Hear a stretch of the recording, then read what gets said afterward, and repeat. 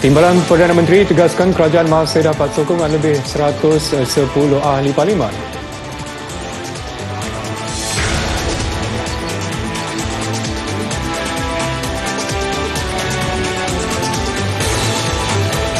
Timbalan Perdana Menteri tegaskan kerajaan masih dapat sokongan lebih 110 ahli parlimen.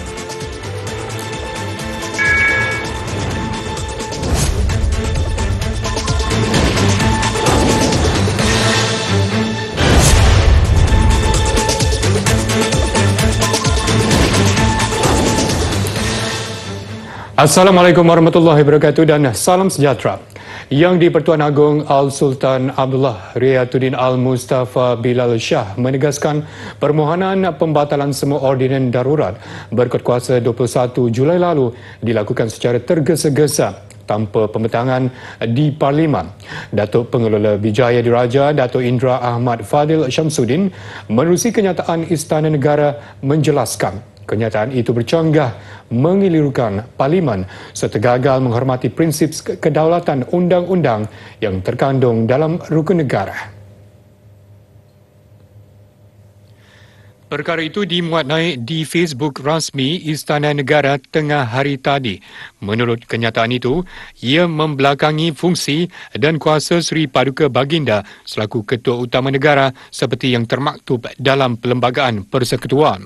Katanya Baginda menzahirkan rasa amat duka cita dengan kenyataan sudah dibuat di Parlimen pada 26 Julai lalu bahawa kerajaan membatalkan semua ordinan darurat yang telah dimasyhurkan Baginda sepanjang tempoh darurat walhal pembatalan belum lagi diperkenankan. Ahmad Fadil berkata, Al-Sultan Abdullah turut menzahirkan rasa amat duka cita kerana apa sudah pun diperkenankan dan dipersetujui terdahulu dengan Menteri di Jabatan Perdana Menteri, Parlimen dan Undang-Undang Datuk Seri Taqiyuddin Hassan dan Peguam Negara Tan Sri Idrus Harun semasa majlis menghadap secara maya 24 Julai 2021 bahawa cadangan pembatalan semua ordinan darurat dibentang dan dibahaskan di Parlimen bagi tujuan diungkaikan sudah tidak dilaksanakan.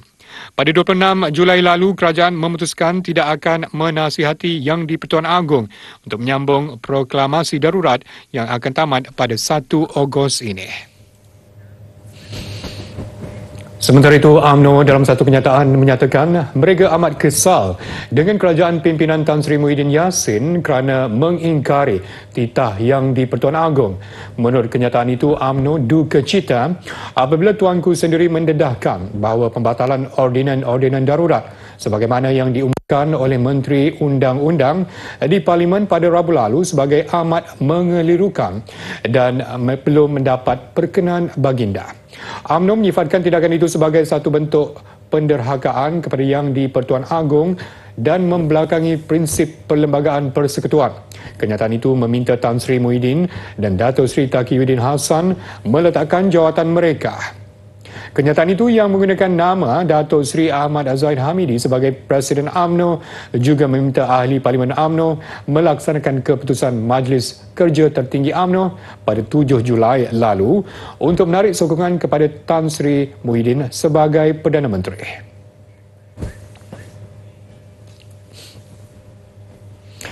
Yang pasti sebaik Istana Negara mengeluarkan kenyataannya, persidangan hari keempat mesyuarat khas Dewan Rakyat hari ini turut kecoh. Jangan permainkan soal titah diraja. Sebab tu kena tangguh dulu, tengok semua. Saya tangguh dulu boleh tangguh. Speaker, kita tangguhkan Dewan Rakyat sebab isu ini isu serius, isu perlembagaan. Tangguh untuk semak. Kita tangguh dulu Dewan untuk membincangkan perkara serius. Dapat kepastian. Manakah Perdana Menteri? Kita tangguh dulu Dewan. Tangguh 2:30 petang, 2:30. Tangguh Dewan. Speaker, tangguhlah sampai 2:30 petang. Tangguh. Boleh tangguh. Tangguhkan Dewan. Timbalan Yang di-Pertua Dewan Rakyat Datuk Muhammad Rashid Hasnun yang mempengerusikan mesyuarat ketika itu akur dengan Dewan untuk menangguhkan mesyuarat.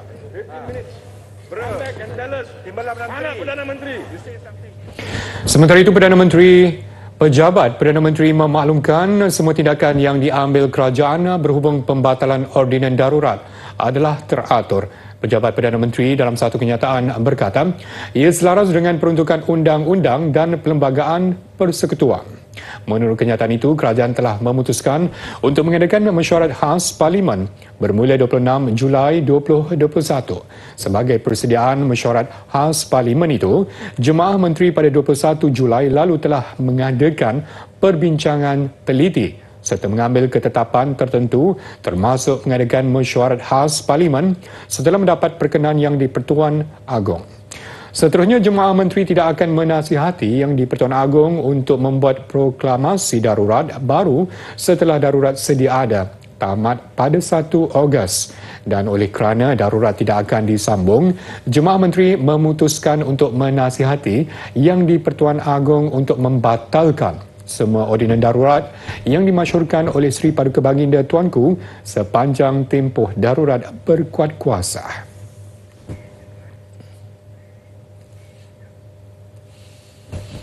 Timbalan Perdana Menteri Datuk Seri Ismail Sabri Yaakob menegaskan Kerajaan Perikatan Nasional yang dipimpin Perdana Menteri Tan Sri Muhyiddin Yassin masih mendapat sokongan melebihi 110 ahli parlimen. Perkara itu dimaklumkan melalui satu kenyataan akhbar petang tadi. Datuk Seri Ismail Sabri yang juga Ketua Whip Kerajaan memaklumkan situasi semasa politik negara dalam keadaan tidak stabil boleh menjejaskan usaha kerajaan menyelesaikan masalah ekonomi dan memerangi pandemik COVID-19. Justru rakyat diharap bertenang di dalam menghadapi situasi ini.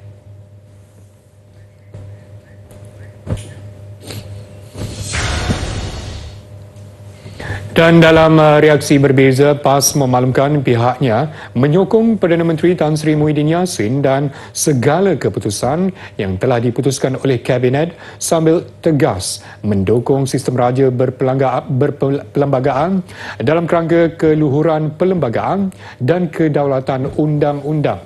Pihaknya turut menyeru semua pihak mengetepikan unsur politik dan memberikan fokus bagi mendepani pandemik COVID-19.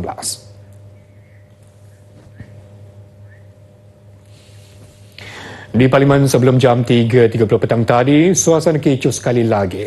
Timbalan yang di-Pertua Dewan Rakyat, Datuk Muhammad Rashid Hasnun, tiba-tiba mengarahkan semua ahli Parlimen termasuk mereka yang hadir ke bangunan Parlimen menjalani ujian saringan COVID-19. Mereka hanya dibenar keluar selepas keputusan ujian saringan diperolehi. Menurut Datuk Muhammad Rashid, keputusan itu dibuat susulan pemakluman daripada Ketua Pengarah Kesihatan bahawa terdapat 2 kes baru positif COVID-19 dikesan di Parlimen. Penilaian risiko berdasarkan maklumat siasatan awal mendapati kedua-dua kes tersebut dikhawatiri telah berada di beberapa lokasi di sekitar Parlimen semasa tempoh tersebut.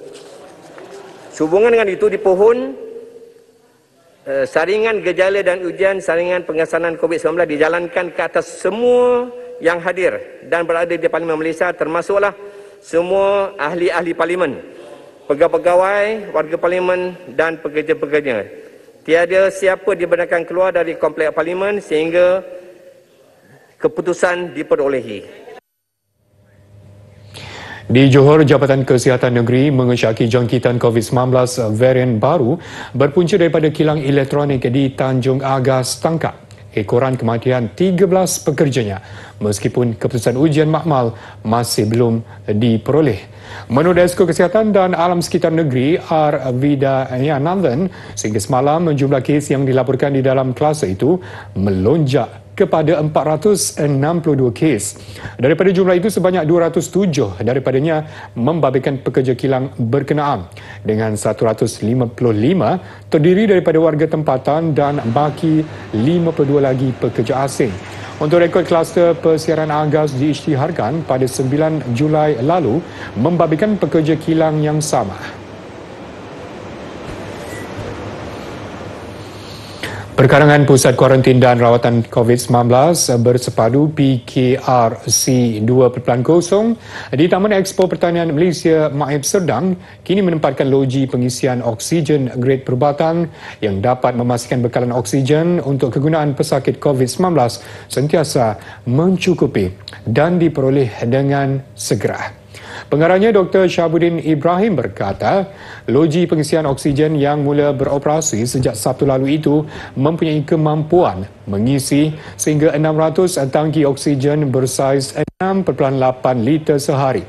Loji itu merupakan yang pertama dibina di luar hospital selain membantu pengisian semula tangki oksigen untuk fasiliti kesihatan di sekitar Lembah Kelang.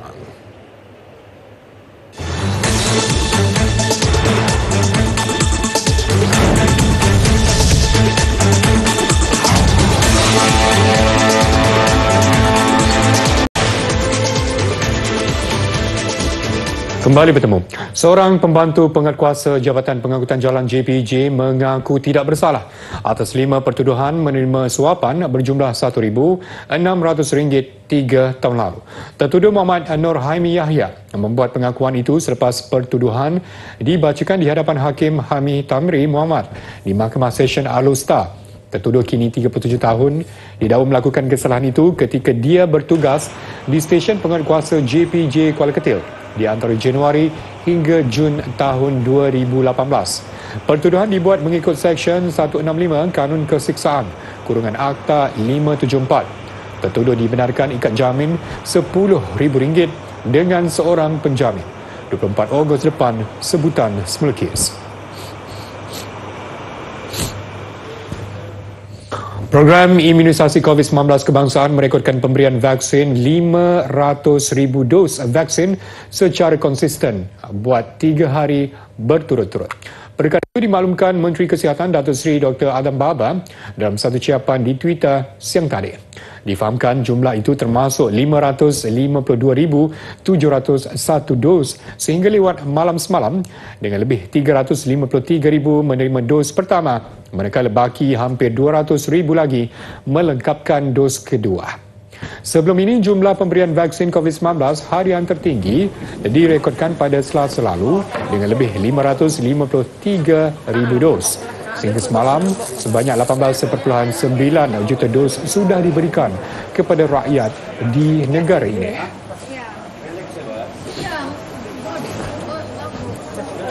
Nik Akmal Hisham Nik Muhammad lebih dikenali sebagai Pegawai Bersekutu Angkatan Pertahanan Awam Malaysia APM Gua Musang, Kelantan. Di sebalik tugasnya itu, Nik Akmal sebenarnya adalah penyelamat kepada ramai pesakit.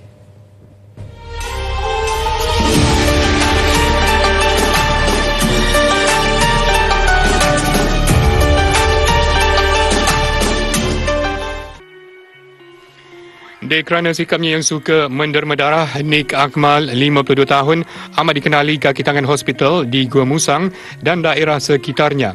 Beliau tidak pernah melepaskan peluang menderma darah setiap kali program menderma darah dianjurkan.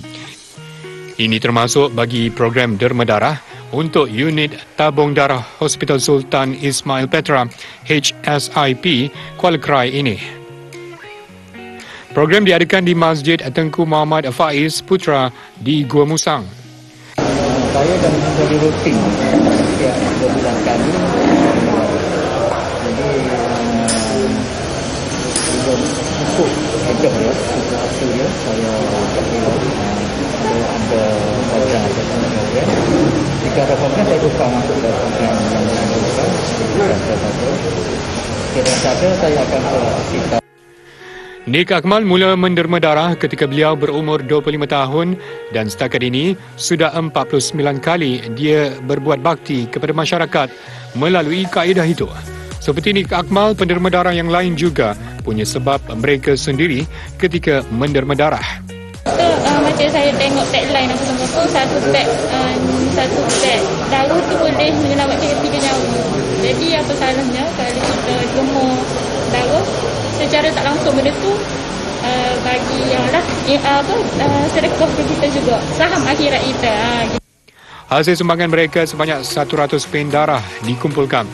Ia suatu jumlah yang agak besar, terutama selepas banyak hospital melaporkan kekurangan darah semasa pandemik COVID-19 ketika ini.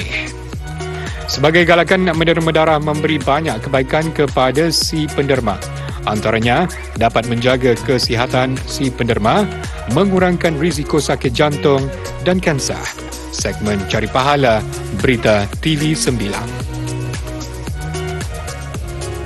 Di Melaka, Kerajaan Negeri berhasrat menganugerahkan sebidang tanah kepada keluarga angkat pemenang pingat emas atlet angkat berat Olimpik 2020 daripada Filipina, Edlin Diaz. Perkara itu dizahirkan Yang di-Pertua Negeri Melaka, Tun Muhammad Ali Rustam yang berkunjung ke rumah Ahmad Jenius Abdullah yang juga bapa angkat kepada Edlin.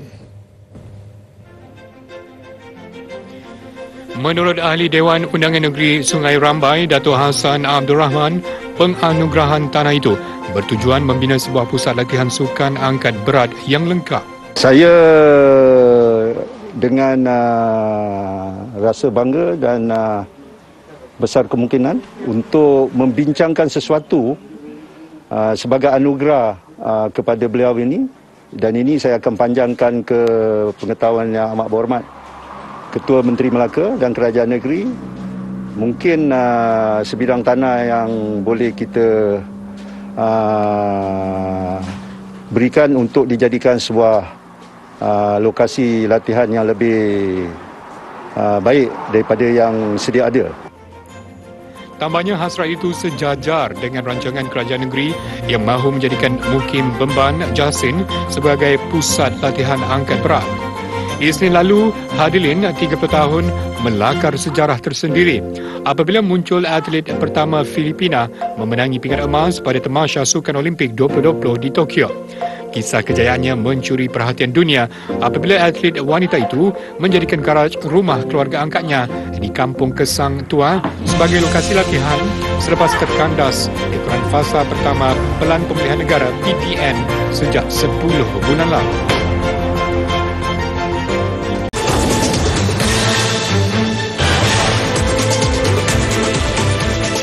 Pusat Amaran Tsunami Kebangsaan Amerika Syarikat sebelum ini menjangkakan tsunami besar akan melanda semenanjung Alaska selepas gempa bumi kuat berukuran 8.2 skala Richter melanda awal pagi tadi. Namun kira-kira 2 jam selepas gempa melanda, pusat tersebut meramalkan ketinggian maksimum ombak tsunami adalah kurang daripada 1 kaki atau 30 cm. Terdahulu, tsunami dijangka membadai pesisir pantai Alaska paling awal jam 3.55 petang waktu Malaysia. Namun sehingga kini tiada sebarang kejanggalan atau ombak luar biasa dilaporkan. Amaran tsunami turut dikeluarkan di Hawaii dengan semua penduduknya dinasihatkan supaya menjauhi kawasan pantai. Namun amaran itu ditarik balik 2 jam kemudiannya. Sebanyak 5 gempa susulan direkodkan dalam tempoh 90 minit selepas gempa berlaku. Pertubuhan Bangsa-Bangsa Bersatu PBB menggesa penyelesaian politik dalam usaha mengakhiri konflik berpanjangan antara Israel dan Palestin.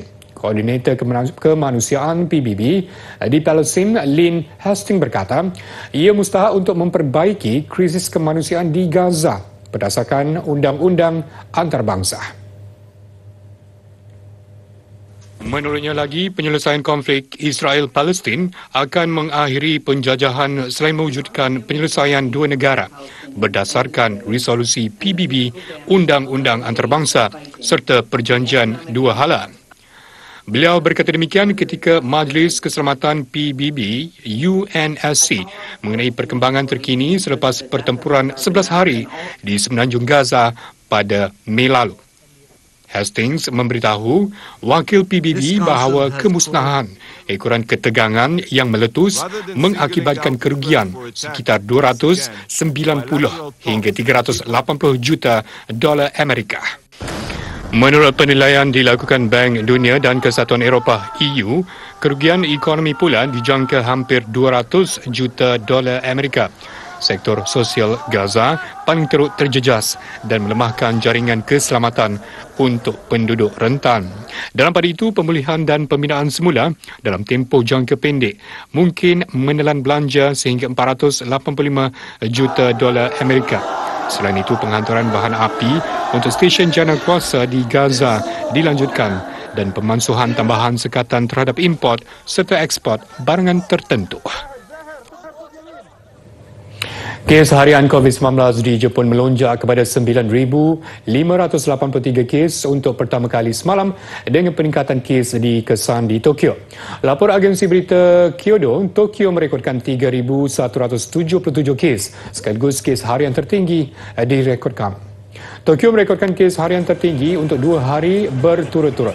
Lonjakan itu berikutan penularan varian Delta yang mudah berjangkit dan penduduk sudah penat dengan peraturan kawalan COVID-19 di bawah perintah darurat. Virus itu kian menular di bahagian lain negara itu dengan kes harian seluruh negara. Merekodkan bawah 2,000 pada awal Julai, kini melonjak kepada 4,000 dalam tempoh seminggu lalu. Kes kumulatif pula mencecah hampir 900,000 kes. Lapor akhbar Bangkok Post, Raja Thailand Maha Vajiralongkorn berkenan memberikan pengampunan diraja kepada 200,000 tahanan penjara sempena sambutan ulang tahun ke-69 baginda. Daripada jumlah itu, 35,000 banduan pula akan dibebaskan dengan parol. 35,000 banduan yang layak dibebaskan dengan parol kini berada di 143 penjara seluruh negara. Beberapa peraturan baru turut ditambah dalam dekri tersebut termasuk membebaskan beberapa tahanan warga emas yang mengidap penyakit kronik. Di bawah dekri pengampunan diraja 2021 baru ini, ia tidak diguna pakai ke atas kesalahan seperti jenayah berulang, tidak berkelakuan baik dalam tahanan, penyeludupan dadah serta berdepan hukuman mati.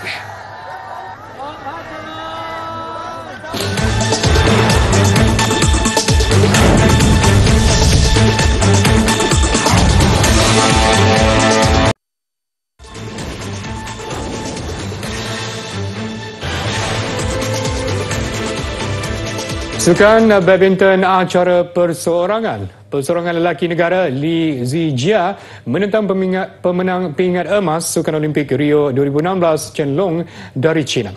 Kedudukan setakat jam 8.05 malam tadi, Zijia menang set pertama 21-8. Set kedua sedang berlangsung dengan Chen Long mendahului Zijia 13-8. Pemenang akan layak ke peringkat suku akhir.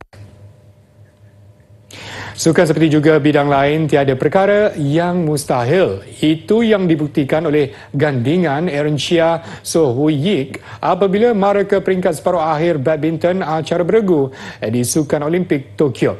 Aaron Chia dan Hui Yik mara selepas menyingkirkan beregu yang belum pernah mereka kalahkan sejak tahun 2018 dan sepanjang 7 pertempuran mereka. Pasangan Indonesia Marcus Fernaldi Gideon, Kevin Sanjaya Sukarniljo. Lee Junhui, Liu Yuchen pun sudah dapat upset. Confident kita memang pun sudah naik lah. So saya rasa sampai esok kita on court, kita pun tak kisah opponent tu siapa, kita hanya fight saja. Fight sampai habis. Ya.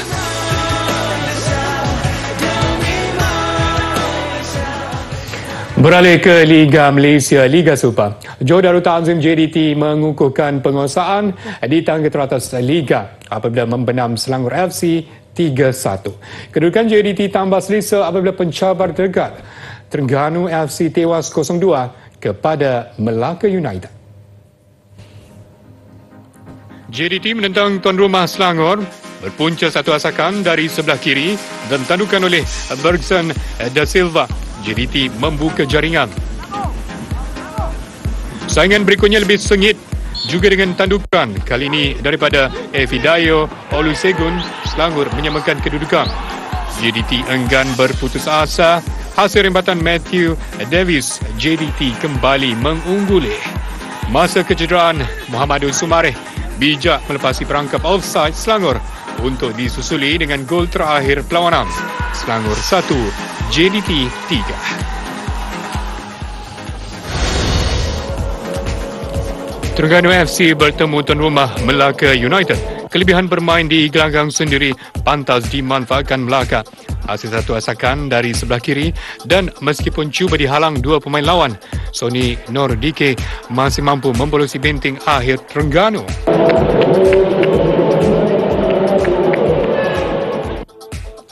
Separuh masa kedua, benteng Terengganu diuji lagi. Terengganu hampa apabila Muhammad Khairul Fahmi Cik Mat terus kebal mempertahankan gawang Melaka. Berikutnya, kedudukan Melaka semakin selesa.